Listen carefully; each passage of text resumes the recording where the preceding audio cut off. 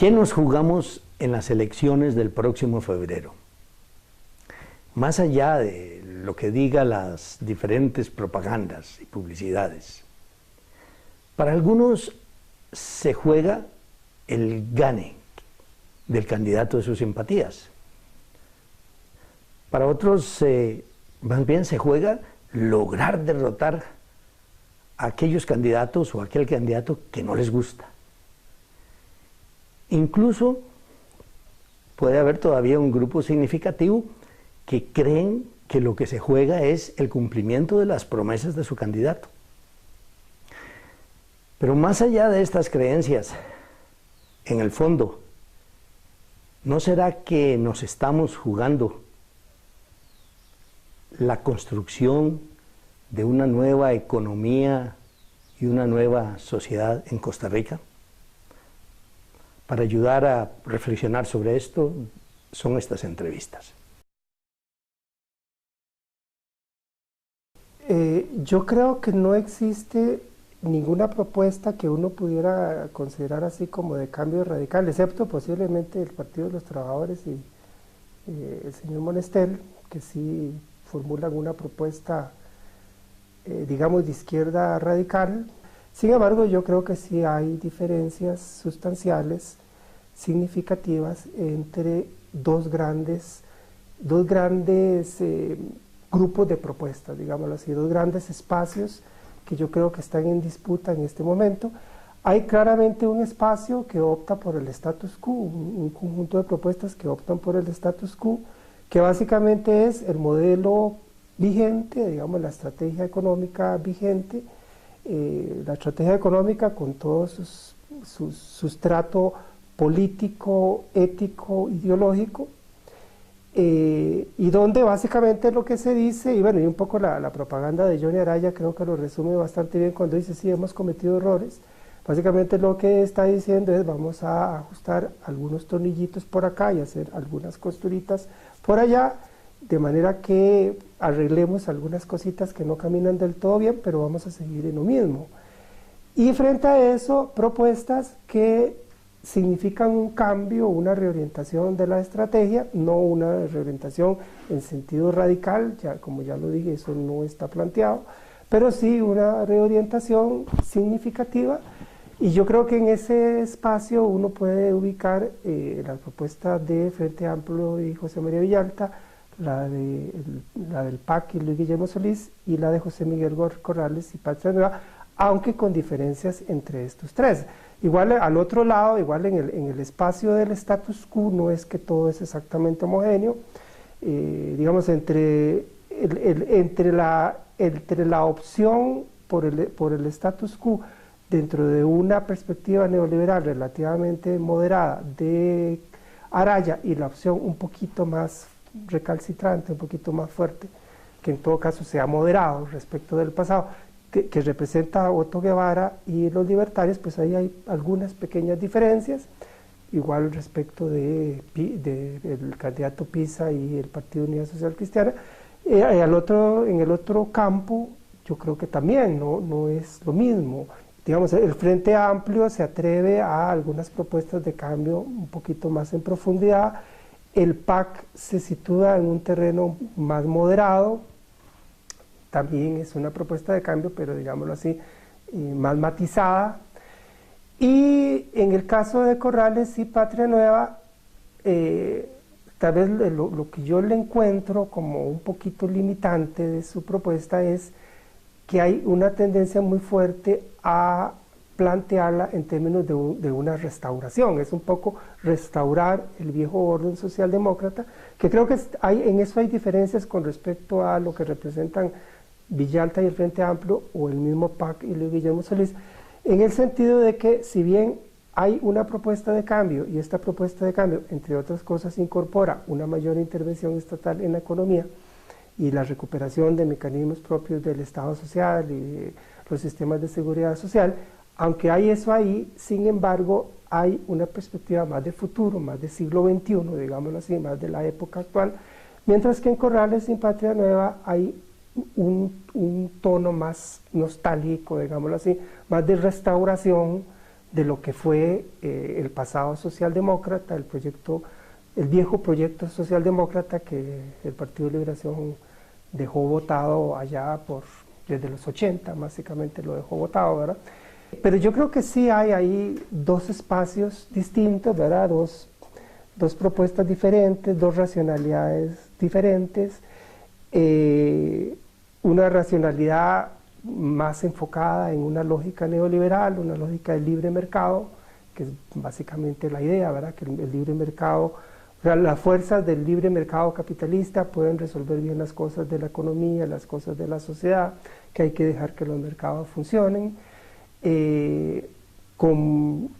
algunas pequeñas participaciones del Estado, un Estado que en algunos mercados regula, aunque regula bastante mal, pero regula, o un Estado que suaviza los efectos sociales más perniciosos del modelo a través de políticas de asistencia social, generalmente políticas focalizadas, ¿verdad? Y en el otro lado, más una perspectiva de recuperación del Estado social, los sistemas de seguridad social, de intervención del Estado en la economía y entonces de conducción estratégica del Estado sobre los procesos de desarrollo de la economía, lo cual también lleva múltiples implicaciones, por ejemplo, en términos de la política sobre inversión extranjera, la política sobre exportaciones, las políticas monetarias del Banco Central, el funcionamiento del sistema financiero, el sistema bancario. Y hay enfoques renovadores, más, digamos, propios de la época actual, del siglo XXI en que estamos, en relación con temas culturales, con temas de derechos humanos. Hay una incorporación de agendas que provienen de diversos movimientos sociales muy propios de esta época, movimientos sociales, digamos, entre comillas, de un nuevo tipo, que son movimientos que en gran medida se ubican en el ámbito de la cultura, ¿verdad? La cultura, las identidades, los derechos humanos,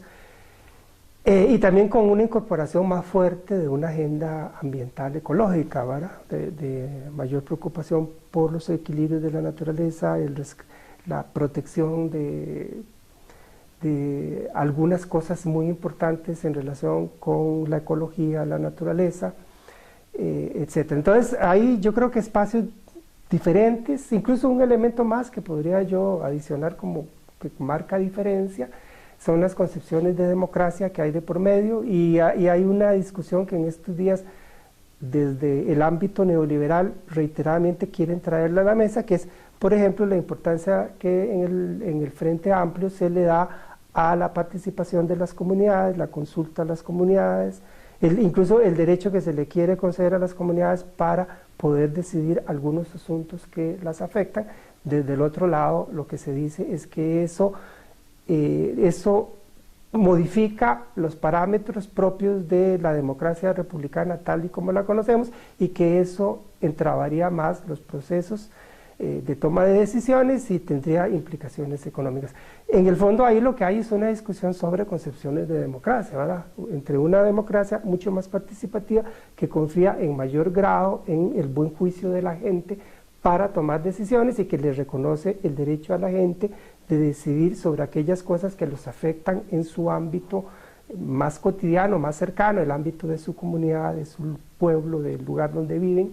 Y la otra lógica, que es la lógica de una democracia que es básicamente una democracia delegativa, donde la gente vota y los que son electos son los que toman decisiones, y aparte de votar, la gente no se supone que deba decidir nada más. Es que ahí habría que hacer una pequeña discriminación,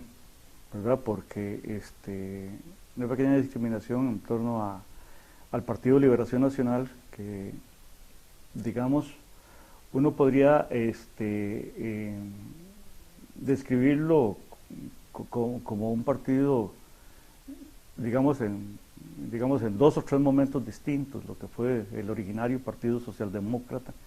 que expresó, digamos, los intereses y las voluntades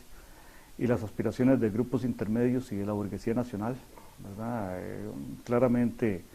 digamos, formulando un proyecto nacional sólido,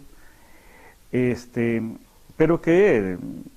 ya en los 80s ya empezó a perder el destino y el futuro y se convirtió más bien en el cascarón que asumió el contenido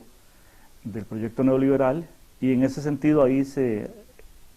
digamos, se enquistaron o se incrustaron los sectores, digamos, de la oligarquía nacional. Ahora, esto de la oligarquía nacional también hay que matizarlo. No creo que un grupo económico ni ese grupo tenga un partido al cual apueste durante toda su vida. Así que, si bien uno puede decir que Liberación, digamos, a partir de los 90, en estas 2 décadas expresó a los intereses, digamos, los sectores más conservadores del país, pero no puede uno dejar de lado también lo que fue la unidad y lo que significó la unidad también en este periodo, y sobre todo en la última década, la década de 1998 al 2006, que fue los 2 periodos consecutivos de gobierno, en donde coadyuvó a consolidar el modelo de desarrollo económico, de apertura y libre comercio, y de una Costa Rica enmarcada, digamos, en los principios de la OMC o de las grandes corporaciones. Entonces, por eso, cuando uno habla de liberación nacional, tiene que decir, bueno, la liberación nacional de ahora, ¿verdad? De ahora, que aunque pueda tener un discurso, digamos, populista, quiero usar ese término porque ese término está manipulado como les da la gana por los medios de prensa, y también por los mismos políticos, ¿verdad? Realmente, aunque ahora, digamos, esté formulando Liberación Nacional alguna plataforma populista, ¿verdad? Al calor de la campaña, no se puede desprender de los sectores de interés que Liberación Nacional, digamos, ha representado en eso, en los últimos 30 años, que aunque algunos puedan coincidir con los sectores económicos que permearon el partido en sus primeros años de vida, en sus primeras décadas, la del 50, la del 60 y la del 70, el proyecto del país es radicalmente distinto. Y ojo que ninguno de los dos, a saber, la Unidad Social Cristiana y Liberación Nacional, hay una, digamos, adecuada coherencia entre lo que es discurso ideológico, uno socialdemócrata, otro social cristiano, con, digamos, su proyecto político básico y con sus, digamos, y con sus políticas concretas. Yo creo que detrás del, digámoslo así, del status quo, del modelo tal como está en este momento, hay solamente, o sea, vinculados, interesados en ese modelo, que se puedan sentir identificados con ese modelo. En este momento solamente serían sectores de muchísimo poder económico que están en la exportación, en el sector inmobiliario,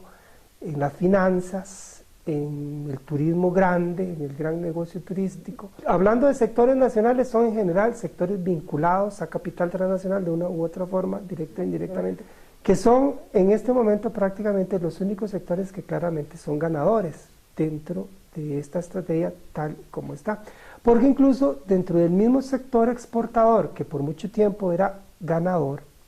ya yo creo que hay un segmento importante de ese sector exportador que está dejando de ser ganadores. Bueno, tanto sector exportador como turismo.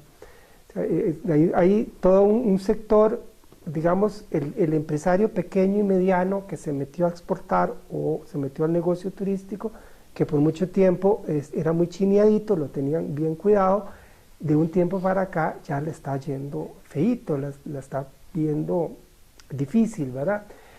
Ese sector ya tendría razones para decir, no, esta carambada así como está no me está conviniendo, ¿verdad? Incluso uno lo observa en que hay sectores del empresariado que no son tan chiquiticos, que son de un peso considerable, que están diciéndole, por ejemplo, al Ministerio de Comercio Exterior, señores del Comercio Exterior, señoras, ¿verdad? Pues está manejado por doña Anabel, señora, ya párela con eso de los tratados, no podemos más, no nos conviene seguir con esta trataditis en que ustedes están embarcados. Entonces ya hay una manifestación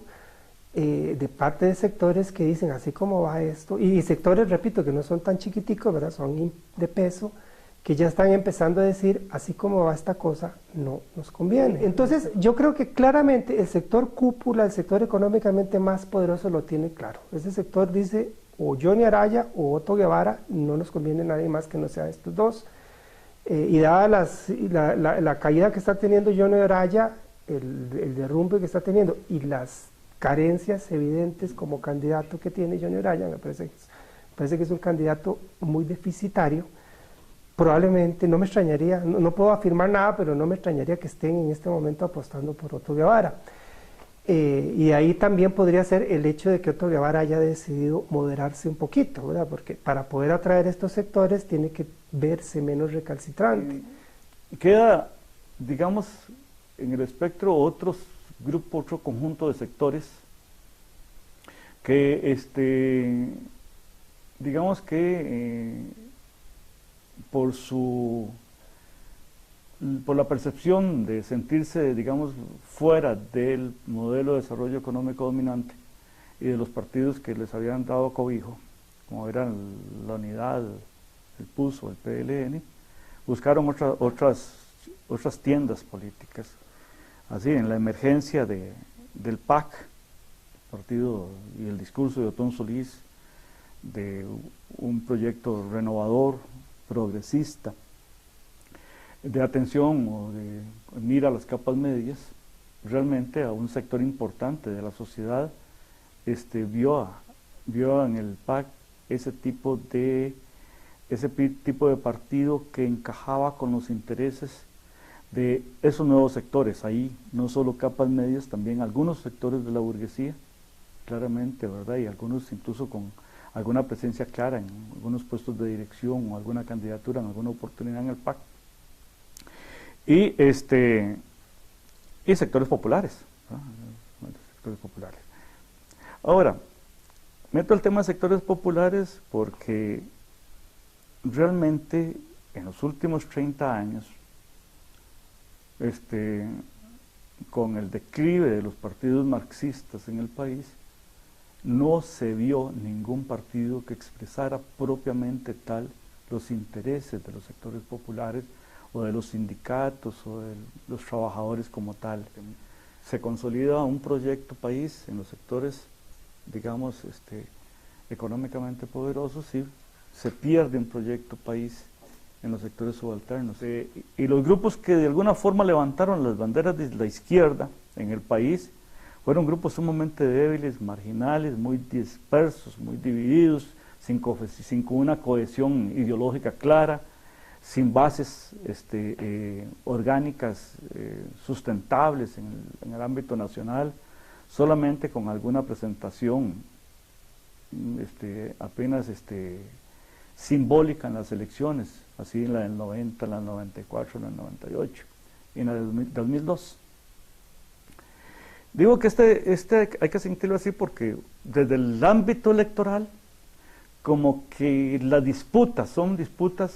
en el seno, para usar un lenguaje marxista, en el seno de la burguesía o en el seno de los grupos oligárquicos, ¿verdad? No hay una disputa de clases propiamente dicha en el ámbito electoral, al menos hasta el 2010, ¿verdad? No es sino en los últimos meses, y cuando hablamos de los últimos meses, es decir, prácticamente de mayo, de junio para acá, en el 2013, es decir, es muy reciente, que uno encuentra que en torno a Frente Amplio, en torno a un partido que inicialmente había formulado una plataforma socialista muy genérica, una plataforma socialista con algunas notas, digamos, marxianas,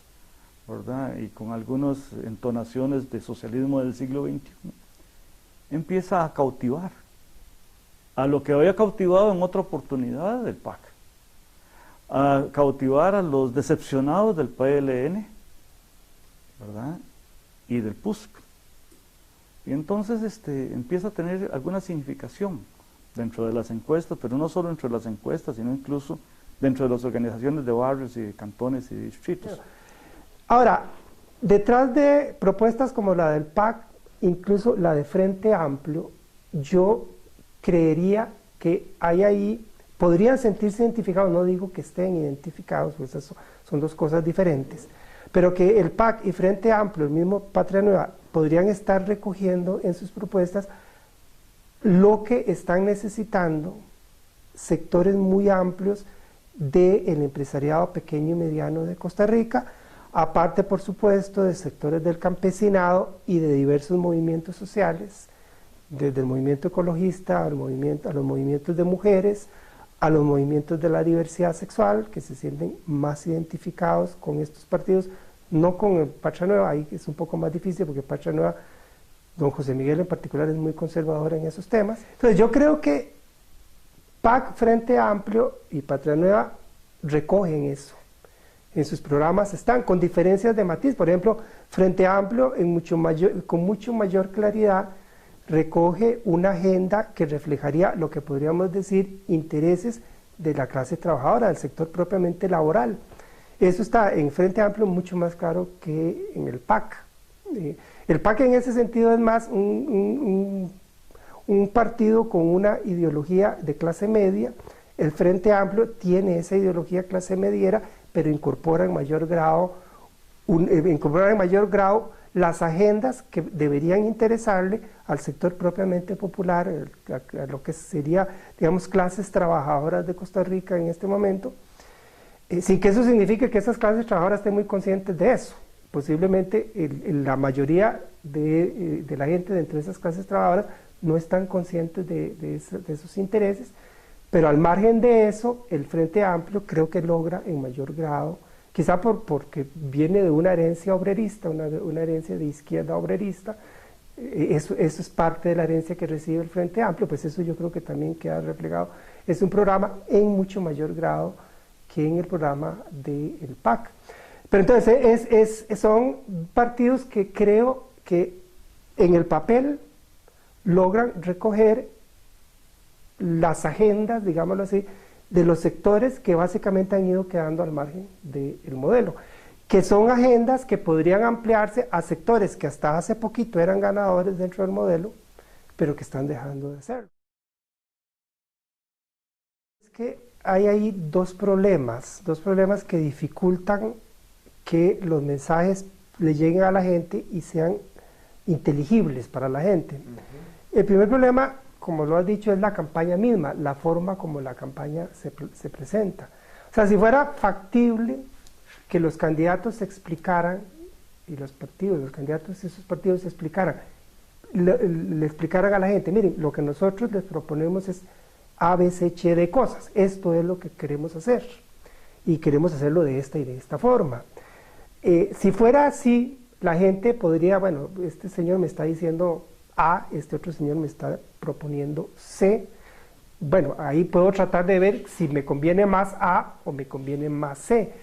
Lo que uno encuentra en la gente es decepción, realmente. Tal vez dos asuntos de decepción con la situación que hay, con los partidos, con las ofertas, y indignación con las cosas como se han dado. Sí, pero esa posibilidad de transmitir ese mensaje se dificulta tremendamente porque la campaña política se convierte en una especie de gritería. Y claramente quien mejor lo ejemplifica con absoluta contundencia es Otto Guevara. Otto Guevara es un tipo, él y su partido, que meten un ruidal en la campaña. Ese tipo de decepción, digamos, se estuvo matizando en un primer momento como no voy a votar, no voy a participar, todos son iguales. Campaña, un ruidal con ataques, con un montón de descalificaciones, tratando de apelar a un montón de fantasmas. Es el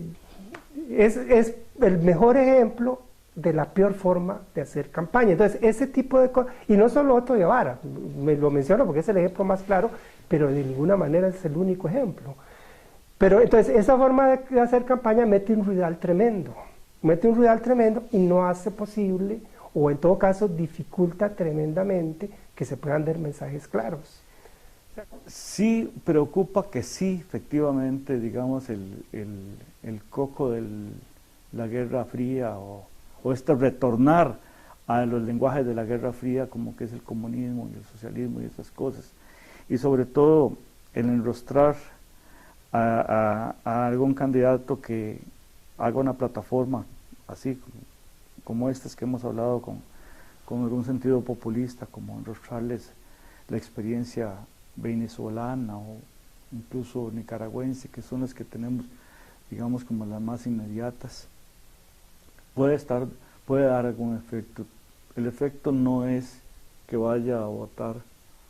por otros partidos, el efecto posiblemente otra vez volverse otra vez para la casa. O sea, cuando yo lo vi anoche en el debate en Canal 9 sobre el tema de corrupción, a mí me parece que Villalta estuvo muy bien, con una grandísima claridad en lo que decía, incluso con un nivel de detalle y de precisión en las propuestas, en las medidas, superior a cualquiera de los otros candidatos, es muy superior, fue mucho más claro, mucho más concreto en decir, haríamos esto, en críticas muchísimo más claras, decir, las juntas directivas no pueden estar politizadas como están,